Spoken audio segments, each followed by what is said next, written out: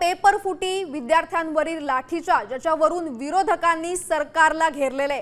राज्यामधल्या शिक्षणाचा दर्जा हा देवेंद्र फडणवीसांमुळेच खालावला असा गंभीर आरोप खासदार संजय राऊतांनी केलाय। तर दुसरीकडे मोदी सरकारमुळेच विद्यार्थ्यांचं आंदोलन चिघळलं असा आरोप काँग्रेसचे नेते नाना पटोलेंनी केलाय। हे दोघंही काय म्हणालेत आपण बघूया।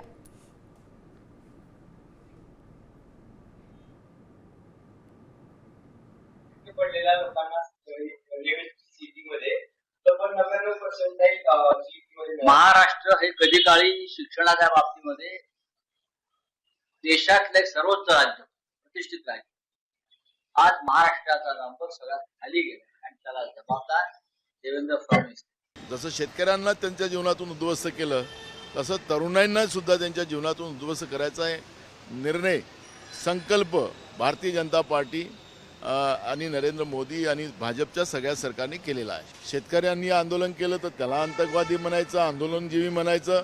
तसंच आता तरुणांना सुद्धा त्या पद्धतीनं आतंकवाद आणि नक्षलवादी म्हणण्याचा प्रयत्न जे सरकार करते, खरं तर नरेंद्र मोदीच्या सरकारवरच गुन्हे दाखल झाले पाहिजे। हे आंदोलन त्यांच्या चुकीमुळे झालेलं आहे।